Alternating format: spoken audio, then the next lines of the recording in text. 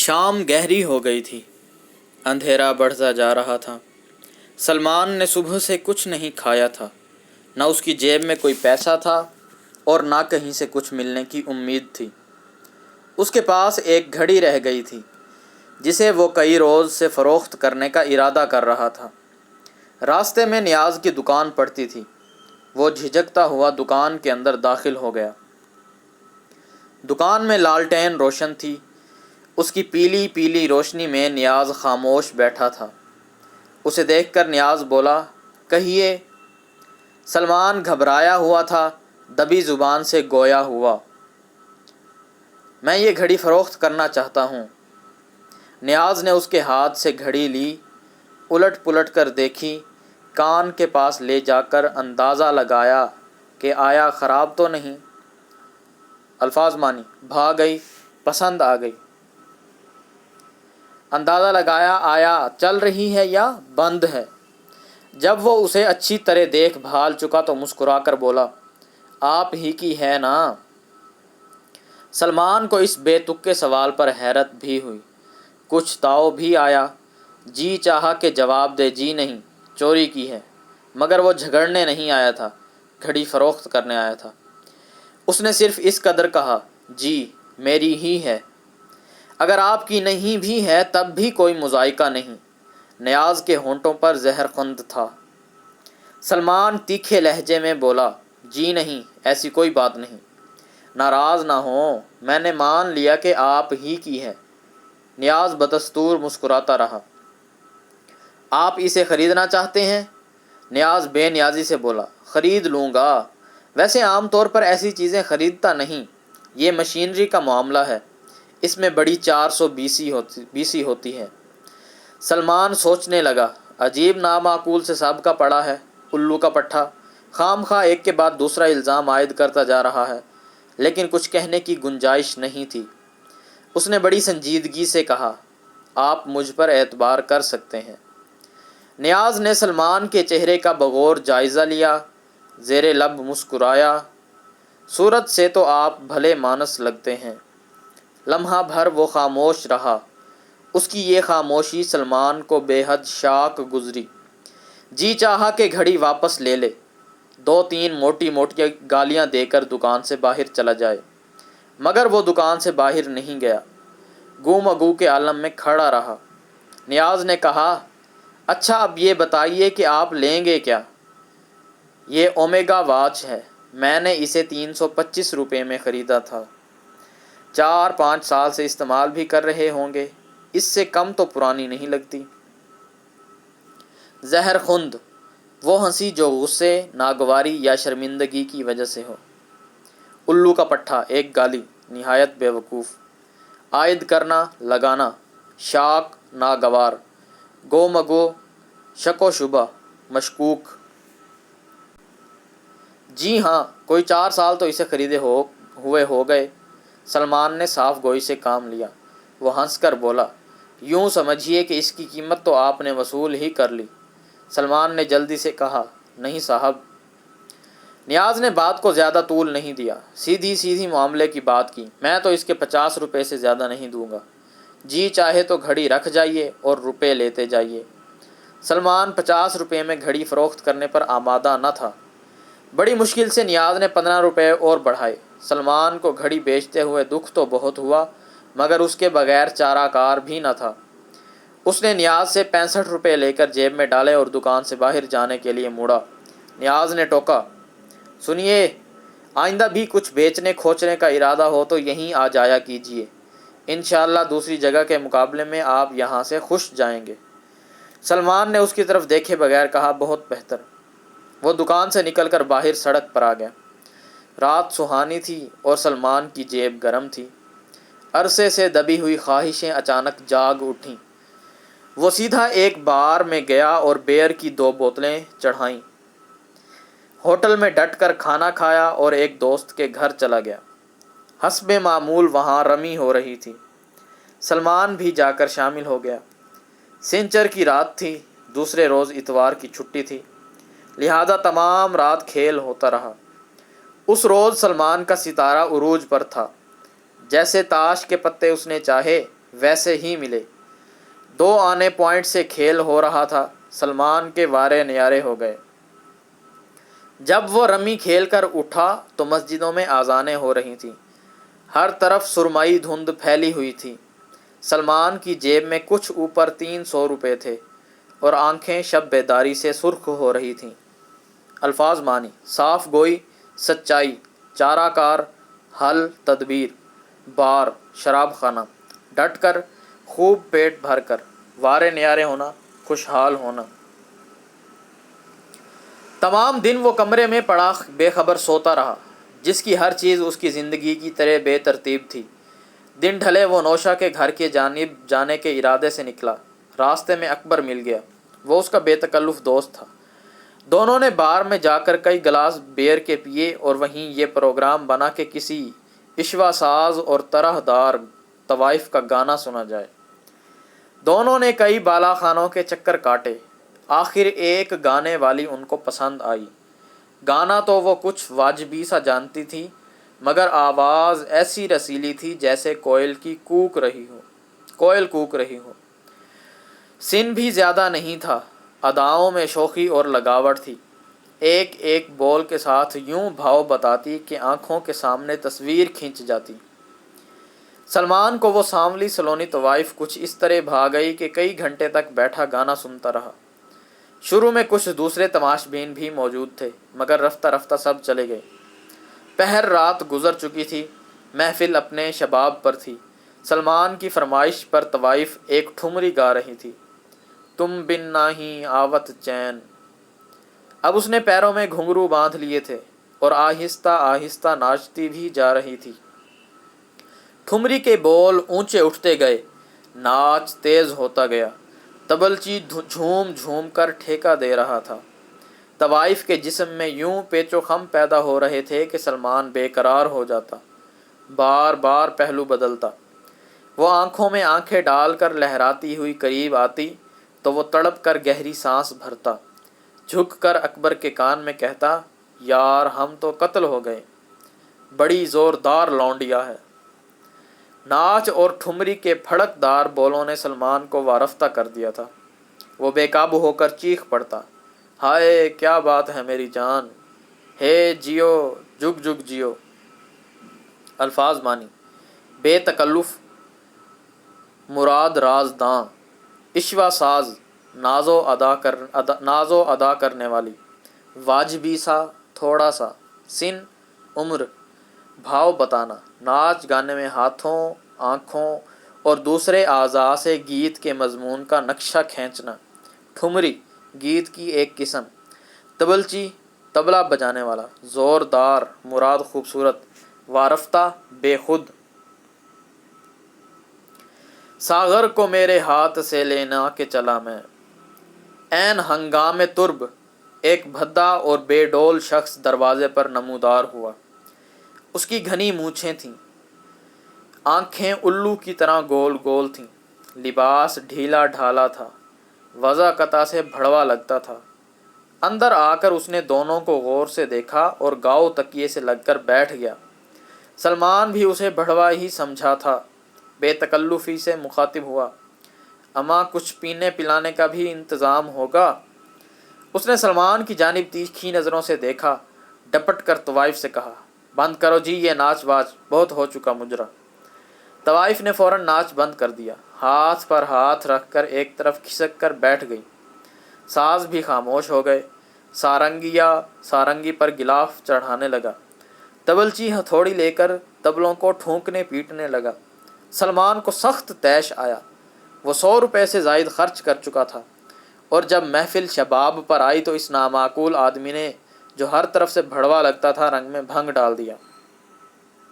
سلمان نے تیکھے لہجے میں پوچھا: آپ یہاں کے چودھری ہیں؟ اس شخص نے سگریٹ کا لمبا کش لگایا، چٹکی بجا کر ایش ٹرے میں سگریٹ کی راکھ جھاڑی، گردن اونچی کی اور بڑے تنتنے سے کہا: جی نہیں، 1000 روپے مہینہ دیتا ہوں، یہ ملازم ہے میری، کیا سمجھے؟ سلمان سرخوشی کے عالم میں تھا، جھوم کر بولا: بہت سستا سودا کر لیا، یہاں تو صرف رات بھر کے 1000 روپے دینے کا ارادہ تھا۔ آپ لوگوں کا افیون کا ٹھیکہ تو نہیں ہے؟ اس نے سنجیدگی سے یہ بات کہی تھی، مگر سلمان سمجھا کہ چوٹ کر رہا ہے، تڑ سے بولا، آپ بتا سکتے ہیں آج کل کوئلے کا بھاؤ کیا ہے؟ وہ زیر لب مسکرایا، کوئلے کی دلالی ہی کرتے ہیں نا۔ وہ شخص کالا بھجنگ تھا، سخت تل ملایا۔ دیکھیے صاحب، میں اس قسم کی بدتمیزی برداشت نہیں کرتا۔ الفاظ مانے، ہنگام ترب، خوشی کے وقت، بھڑوا دلال، رنڈی کا سودا کرنے والا، تیش غصہ، شباب مراد عروج، رنگ میں بھنگ ڈالنا، مزہ کرکرا کرنا، تنتنا غرور تکبر، سرخوشی مست شراب کا نشہ، چوٹ طنز، کالا بھجنگ، بہت زیادہ کالا۔ دیکھیے صاحب، میں اس قسم کی بدتمیزی برداشت نہیں کر سکتا۔ سلمان نے کہا، رنڈی کے کوٹھے پر تمیز تو لکھنؤ کے نواب زادے سیکھا کرتے ہیں، ہم ٹھہرے روہیل کھنڈی۔ وہ جل کر بولا، آپ روہیل کھنڈی ہوں یا بندیل کھنڈی، بس اب شرافت کے ساتھ یہاں سے تشریف لے جائیں۔ اکبر جو اب تک خاموش بیٹھا تھا بیچ میں بول پڑا، ورنہ؟ اس نے اکبر کی بات کا کوئی جواب نہیں دیا، اونچی آواز سے پکارنے لگا، ابے میرو، کہاں مر گیا؟ یہاں تو آ۔ فوراً ایک لہیم شہیم آدمی کمرے کے اندر آ گیا۔ اس نے آتے ہی پوچھا، کیا حکم ہے سیٹھ؟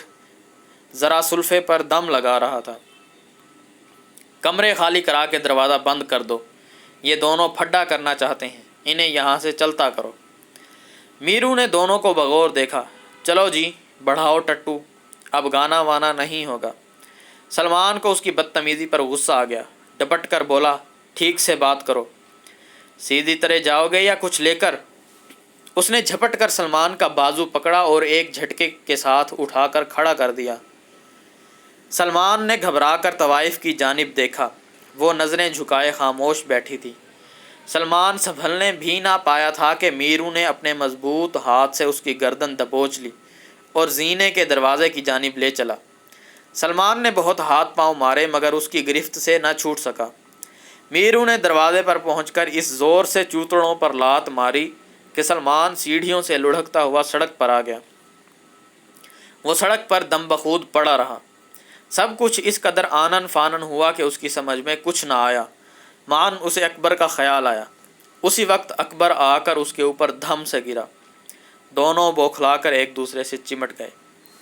الفاظ مانی، لہیم شہیم موٹا تازہ، سلفے پر دم لگانا مراد چرس پینا، نشہ کرنا، پھڈا، لڑائی، ہنگامہ۔ ذرا دیر بعد انہوں نے اٹھ کر کپڑے جھاڑے۔ خیریت یہ ہوئی کہ ہڈی پسلی نہیں ٹوٹی، صرف جسم پر کہیں کہیں خراش آئی تھی۔ اکبر کی گھٹنے پر سے پتلون بھی پھٹ گئی تھی۔ سلمان نے گردن سہلاتے ہوئے کہا، سالے کے ہاتھ لوہے کے بنے ہوئے تھے۔ اکبر کھسیانہ ہو کر بولا، یار بڑی بے عزتی ہوئی۔ سلمان نے اس کی بات کا کوئی جواب نہ دیا، جھک کر دائیں ہاتھ کی کوہنی دیکھنے لگا جس سے ہلکی ہلکی ٹیس اٹھ رہی تھی۔ کچھ دیر ٹھہر کر دونوں چپ چاپ آگے بڑھ گئے۔ سلمان اپنے کمرے میں گہری نیند سو رہا تھا۔ دروازے پر آہٹ ہوئی، اس کی آنکھ کھل گئی۔ کوئی آہستہ آہستہ دروازہ کھٹکھٹا رہا تھا۔ اس نے اٹھ کر دروازہ کھولا۔ دن ڈھل چکا تھا، دھوپ چڑھ کر مکانوں کی اونچی منڈیروں پر پہنچ چکی تھی، سائے جھک گئے تھے، اور ان جھکے ہوئے سایوں میں دروازے کے پاس دل ربا ہوٹل کا مالک روشن خان کھڑا تھا۔ سلمان اسے دیکھتے ہی گھبرا گیا۔ روشن خان نے بلا کسی تمہید کے کہا، مسٹر، آج ہمارا حساب بے باک ہو جانا چاہیے۔ اس کے بدلے ہوئے تیور دیکھ کر سلمان کو اندازہ ہو گیا کہ وہ قرض کی رقم لیے بغیر ٹلے گا نہیں۔ ادھر اس کی حالت یہ تھی کہ پاس کھوٹا پیسہ بھی نہ تھا۔ رات وہ جوئے میں سب کچھ ہار آیا تھا اور صبح سے اب تک بے خبر سو رہا تھا۔ سوال یہ درپیش تھا کہ اس بلا کو کس طرح ٹالا جائے۔ اس نے خوشامد کا پہلو اختیار کیا، بے تکلفی سے بولا، اما خان صاحب، کیا کسی سے لڑ کر آ رہے ہو؟ وہ بغیر کسی لگاوٹ کے بولا، نہیں مسٹر، ہم غریب آدمی ہیں، بھلا کس سے جھگڑا ٹنٹا کر سکتے ہیں۔ اس دفعہ سلمان نے ہمدردی جتائی، تو پھر کچھ طبیعت خراب ہوگی، دیکھنے سے تو یہی پتہ چلتا ہے۔ گرمی کے دن ہیں جی، آج کل طبیعت کا معاملہ بس گڑبڑ ہی رہتا ہے۔ اس کی چڑھی ہوئی تیوری کے بل رفتہ رفتہ کھلتے جا رہے تھے۔ وہ ایک جھنجھلائے ہوئے قرض خواہ کے بجائے سیدھا سادہ سا الفاظ بانی، ٹیس، درد، حساب بے باک کرنا، اگلا پچھلا حساب چکا دینا، تیور، انداز، بلا، مصیبت، قرض خواہ، قرض دینے والا۔ وہ ایک جھنجھلائے ہوئے قرض خواہ کے بجائے سیدھا سادہ عام آدمی نظر آنے لگا۔ سلمان اسی عالم میں اسے دیکھنا چاہتا تھا۔ اطمینان سے بولا، گھر سے ابھی میرا منی آرڈر نہیں آیا، کل پرسوں تک آ جائے گا، تمہارا سارا پیمنٹ کر دوں گا۔ یہ بات وہ 2 ہفتے پہلے بھی کہہ چکا تھا، اور پرسوں رات چائے پیتے ہوئے بھی یہی عذر تراش کر اسے صاف غصہ دے گیا تھا۔ لہٰذا بات کچھ بنی نہیں۔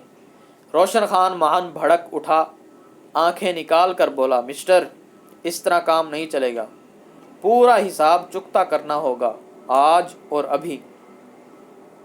سلمان نے پھر مسکا لگایا، خان صاحب تم ضرور کسی سے لڑ کر آئے ہو۔ اس نے خام خواہ مسکرانے کی کوشش کی، کچھ ایسی ہی بات ہے، لگتا ہے بیگم سے لڑ کر آ رہے ہو۔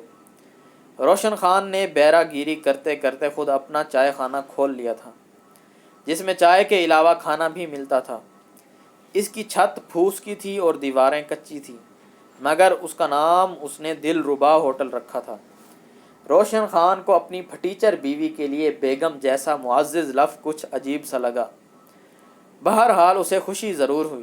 اس دفعہ وہ مسکرا کر بولا، وہ تو میکے گئی ہے جی، لڑوں گا کس سے؟ سلمان کو موقع مل گیا، ہنس کر بولا، یاد ستا رہی ہوگی۔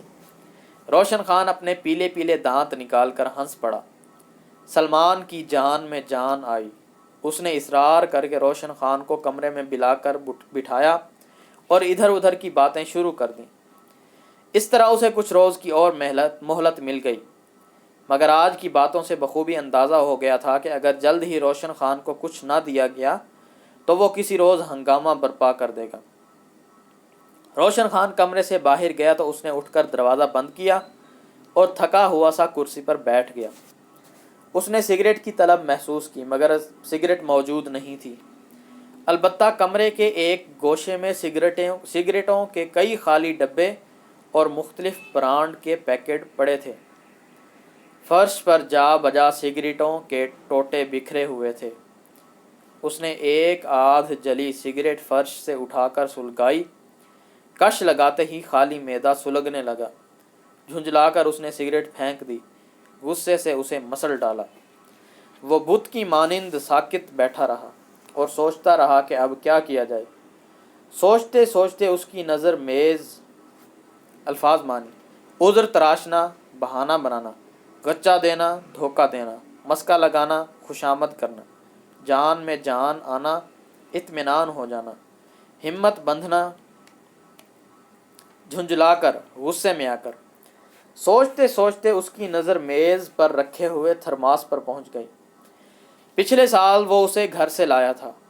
ماں نے یہ سوچ کر کہ سفر میں تکلیف نہ ہو، برف بھروا کر یہ تھرماس ساتھ کر دیا تھا۔ وہ خواب ناک نظروں سے اسے تکتا رہا۔ پھر اس نے اٹھ کر کپڑے تبدیل کیے اور تھرماس اخبار میں لپیٹ کر باہر آ گیا۔ نیاز کی دکان اس کے گھر سے دور تھی۔ تھرماس لے کر اتنی دور پیدل چلنا اسے کھل رہا تھا۔ بھوک کی نکاہت اور بھی نڈھال کیے دے رہی تھی۔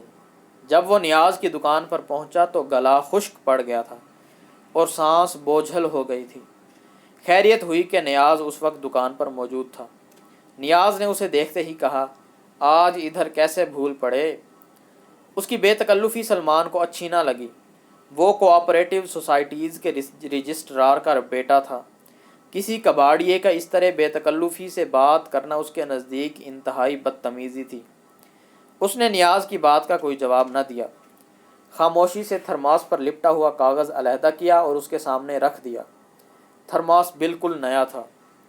نیاز نے قدرے حیرت سے کہا، بیچنے لائے ہو؟ سلمان نے گردن ہلا دی، جی ہاں۔ نیاز نے تھرماس اٹھایا، گھما پھرا کر اندر باہر سے دیکھا، اپنا ہی ہے نا؟ اس نے ایک آنکھ دبا کر رازدارانہ لہجے میں پوچھا، دیکھیے آئندہ آپ مجھ سے ایسی بات نہ کہیں۔ نیاز بے باکی سے ہنسنے لگا۔ ارے بھائی آپ تو برا مان گئے، اچھا یہ بتائیے اس کا کیا دے دوں؟ جو آپ مناسب سمجھیں۔ یہ کیا بات ہوئی؟ میں کہوں کہ مفت دے دیں تو آپ دے دیں گے؟ سلمان بھی ترنگ میں آ گیا۔ آپ مانگ کر تو دیکھیں، مفت بھی دے دوں گا۔ خوبصورت چہرے والے سلمان کی یہ ادا نیاز کے دل میں اتر گئی۔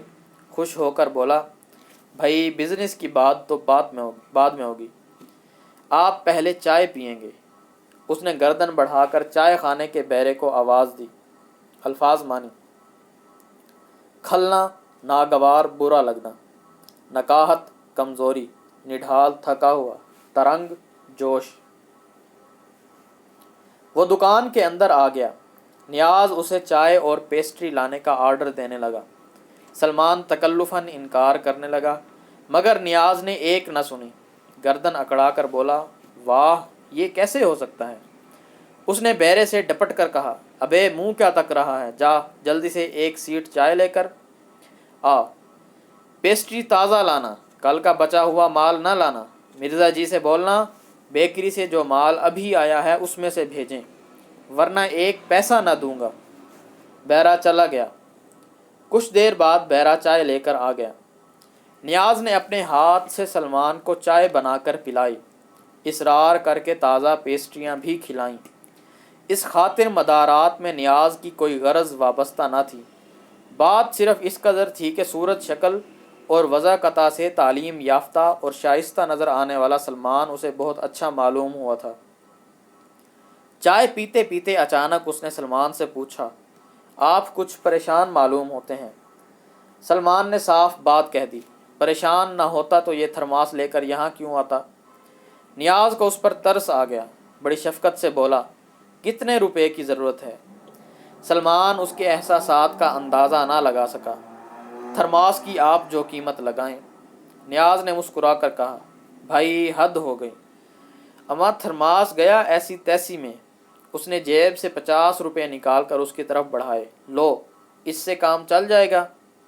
سلمان کی سمجھ میں کچھ نہ آیا، سوچنے لگا آخر ماجرا کیا ہے، یہ کباڑیا اچانک اس پر اس قدر مہربان کیوں ہو گیا؟ اسے خاموش دیکھ کر نیاز نے فوراً کہا، اما پہلے ان کو جیب میں تو رکھو۔ سلمان نے روپے لے لیے۔ تھرماس جی چاہے تو لیتے جاؤ، نیاز نے بے نیازی سے کہا۔ سلمان نے حیرت سے پوچھا، کیوں؟ نیاز نے اس کی پیٹھ پر بے تکلفی سے ہاتھ مارا، یار ہم تو شرافت پر جان دیتے ہیں، پیسہ سالا تو ہاتھ کا میل ہے، ادھر آیا ادھر گیا۔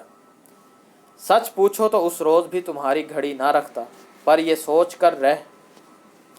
الفاظ مانی: خاطر مدارات، مہمان نوازی، آؤ بھگت، غرض مقصد مطلب شائستہ مہذب، ہاتھ کا میل بے حقیقت ہے۔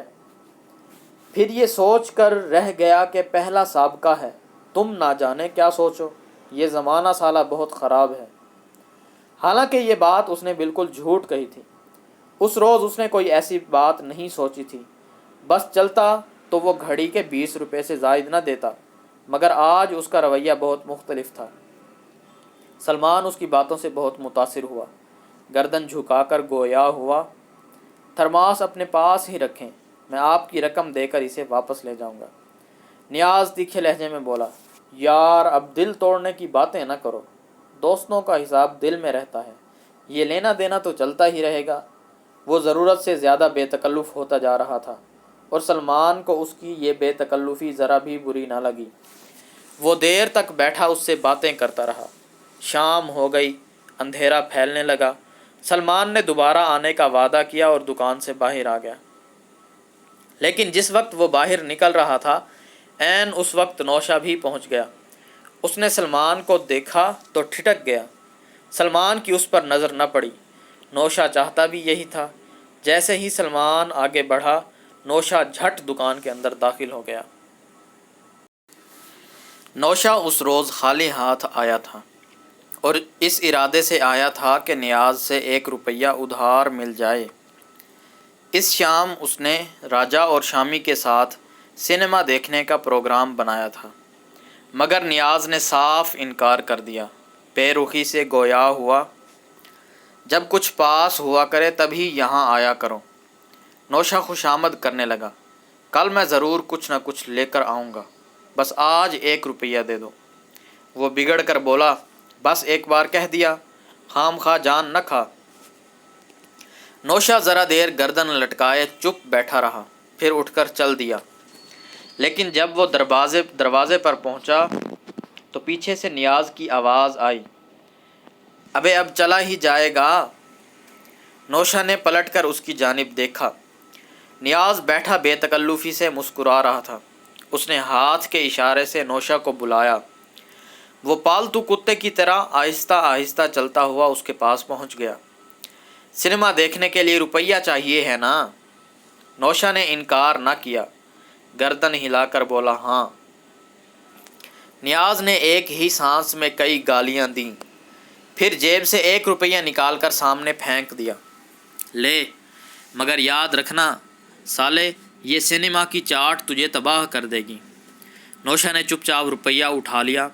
نیاز تیوری پر بل ڈال کر بولا، دیکھ، کل کچھ نہ کچھ لے کر ضرور آنا، ورنہ سالے خاں آئندہ 1 پیسہ نہ دوں گا۔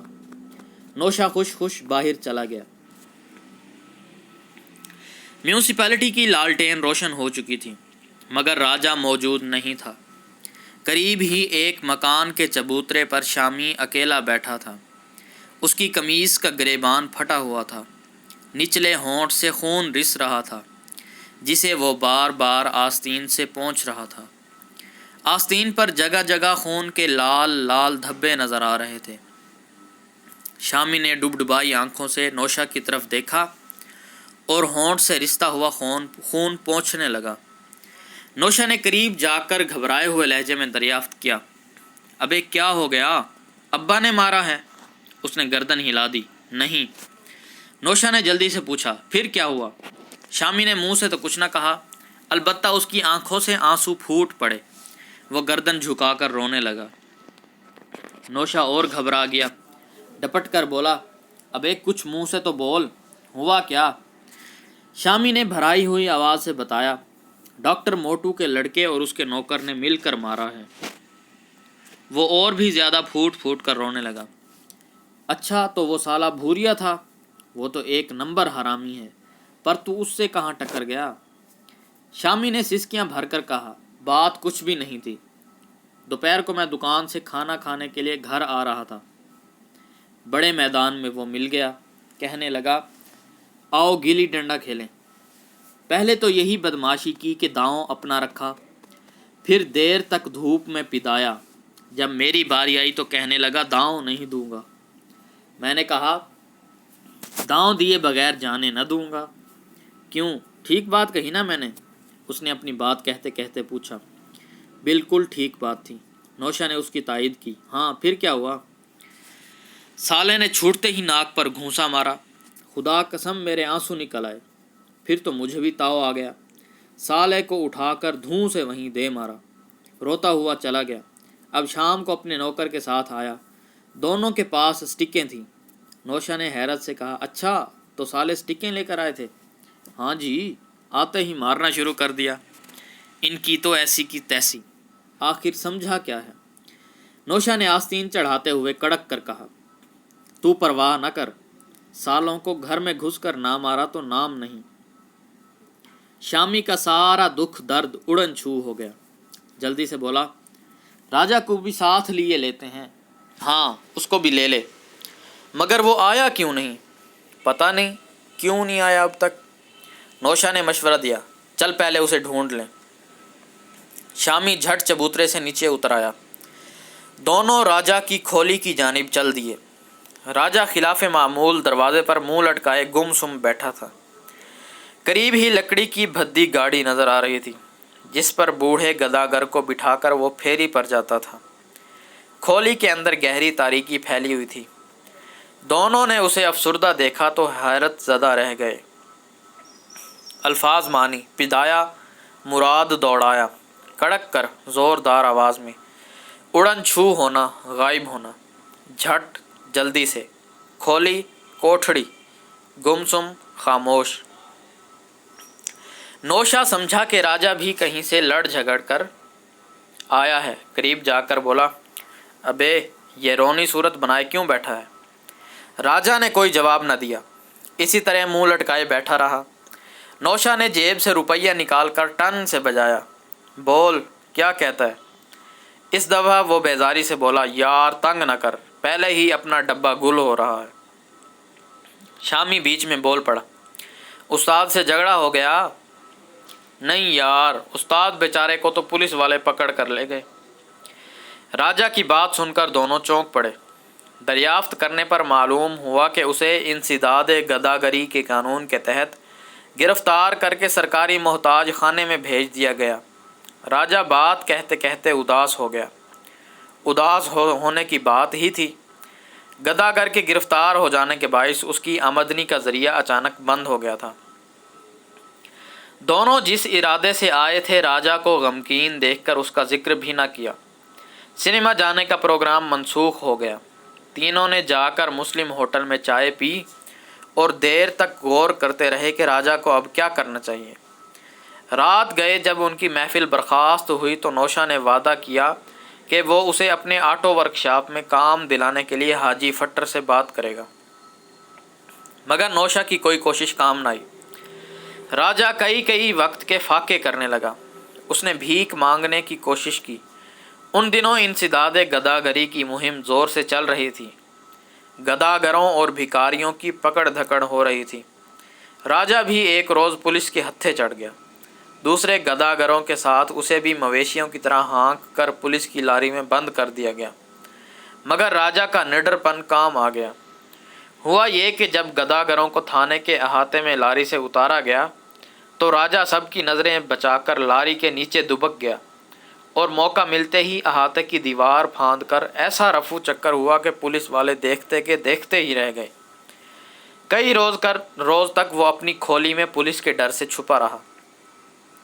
نوشا اور شامی آ جاتے تو پیٹ بھرنے کا انتظام ہو جاتا۔ الفاظ مانی: انسداد گداگری، بھکاریوں کی روک تھام، نڈر پن، بہادری، رفو چکر ہونا، بھاگ جانا۔ سہارا ہو جاتا۔ شامی ان دنوں دیر سے آتا۔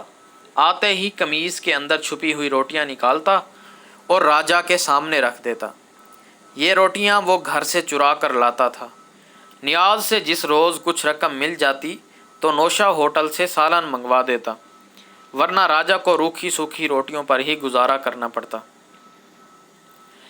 نوشا قریب ہر روز کچھ نہ کچھ اڑا لاتا اور سیدھا نیاز کے پاس پہنچتا، مگر روز کی چوری سے ورکشاپ میں جلد ہی کھلبلی پڑ گئی۔ عبداللہ مستری چیخ کر سارے کاریگروں کو گالیاں دیتا۔ پھاٹک پر ہر کاریگر کی سختی سے تلاشی لی جاتی، مگر نوشا اپنے کام میں ایسا منجھ گیا تھا کہ چوکیدار کی آنکھوں میں دھول جھونک کر صاف نکل جاتا۔ ایک بار ایسا ہوا کہ اس کے ہتھے کوئی پرزہ یا اوزار نہ چڑھا، لہٰذا اس نے موقع ملتے ہی تانبے کی تار کا لچھا اٹھا کر ایک پرانی کار کی سیٹ کے نیچے چھپا دیا۔ چھٹی ہونے سے کچھ دیر پہلے اس نے کاریگروں کی نظریں بچا کر تار قمیص کے اندر چھپایا اور جھٹ پیشاب خانے میں گھس گیا۔ دروازہ بند کیا اور پاجامہ اتار کر تار کسی نہ کسی طرح ران سے باندھا اور باہر آ گیا۔ سیر سوا سیر وزن تھا، چلنے میں قدم ٹھیک سے نہ پڑتے تھے۔ وہ لنگڑاتا ہوا پھاٹک سے گزرا تو چوکیدار نے مشتبہ نظروں سے دیکھ کر ٹوکا، خو تم کیسا چلتا ہے؟ تمہارا ٹانگ کو کیا ہو گیا؟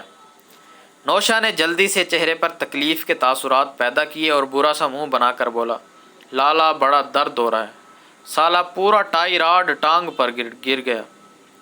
یہ کہتا ہوا وہ پھاٹک سے باہر نکل گیا۔ گھبراہٹ میں اس نے تیز قدم اٹھانے کی کوشش کی تو لڑکھڑا کر اس طرح پھاٹک کے سامنے گرا کہ تار کا لچھا پاجامے کے اندر سے نکل کر باہر آ گیا۔ چوکیدار اسے برابر دیکھ رہا تھا۔ فوراً اس کی نظر تار پر پڑ گئی۔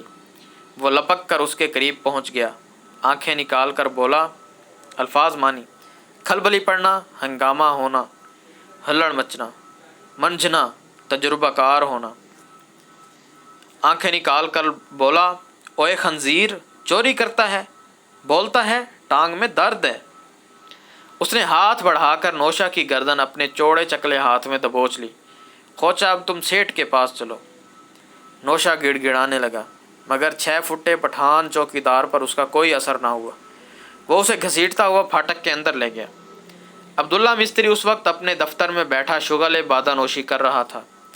اس کے سامنے جیم خانہ وسکی کی بوتل رکھی تھی، ہاتھ میں گلاس تھا۔ چوکیدار نے نوشا کو اس کے روبرو پیش کیا اور تار کا لچھا میز پر ڈال کر بولا، صاحب اس خنزیر نے چوری کیا تھا، ہم نے اس کو پکڑ لیا۔